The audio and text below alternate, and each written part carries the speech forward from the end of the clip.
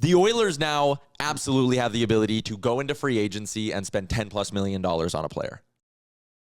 You talked about how much money they could have to dish around next summer. Like, Connor McDavid's not taking a discounted deal so the Oilers can go sign $3.5 million players, right? Like, the expectation here from Stan Bowman is that he's going big game hunting at some point, right? I anticipate that. I know there were conversations over the summer involving maybe laying groundwork, I should say, with respect to potential moves moving forward. Whether that's going to apply this season or next, in the summer, getting ready for next season and on, they've started laying a little bit of breadcrumbs here in terms of where they want to follow if an opportunity presents itself. And I think Connor was involved in some of those discussions, which is why I was so kind of steadfast in the fact that he was sticking around. But I anticipate that kind of continuing at some point over the course of this next year. Again, because of their proximity to the cap now, it may not necessarily fit this season, but I expect them to be pretty active next season. And if it's not in the free agent market, I certainly think that they're going to be pretty active from a trade perspective in order to bring in guys that are going to be impact type additions, not just, as you said, $2-3 million guys. No, they want to make sure that they can fill some holes here with this club to give them the best opportunity to win over the duration of Connor's tenure in Edmonton. The free agency class is unreal, obviously. Like, if they wanted to go big game hunting, there's plenty there. But how many of these guys are actually going to be there? Like, who do you kind of see as the next names to fall off the list? Like, I know you reported Kyle Connor. Kevin Hayes. I like that he's on our board. Is he on the board? Hey, roll back the years. One of these things is not like the other. Well, his contract's up, so I get it. I know. Yeah, Kyle Connor and Winnipeg, they've been working slowly towards some progress there.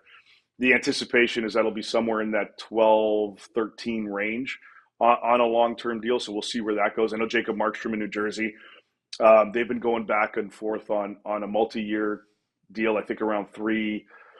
I think the number. I know Kevin Weeks put out the number of $5 million per. I think that he's been looking for a little bit more than that. So we'll see exactly where that falls in line. But there are other guys on that list that are going to be attractive assets for a number of different teams. One guy I'm very curious about is Patrick Laine in Montreal. If he can get back to a consistent goal-scoring pace, in addition, like, who cares if it's the power play? Guy scores 30 goals in the power play, still scores 30 goals. Usually means your team's doing pretty well. So if he can get back to that, but more so from a health perspective, he's going to be an interesting commodity for a lot of teams that are looking for that finishing power. And maybe it's in Edmonton, maybe it's obviously a number of other teams that could fill that void. But there are a lot of players on there that are interesting. I think Adrian Kempe in Los Angeles, that's taken a little bit more time. Like, some of the deals that Kaprizov signed, some of the potential deals that are still out there are going to follow with what Kaprizov signed. For him getting $17 million in Minnesota, that's going to up certain guys' threshold in terms of the dollars that they can command. You thought in July, Kyle Connor would be around that $11 million mark. Well, now it's 12, 13. Adrian Kempe, the discussion started at $10 million. LA side was looking closer to 8. He's not signing for under 11. Like, it's been a big change, a big sway in the last few months here. And with the salary cap going up, it's going to go, like, again, I mentioned this, it's projected to be 104. It's going higher than that next summer.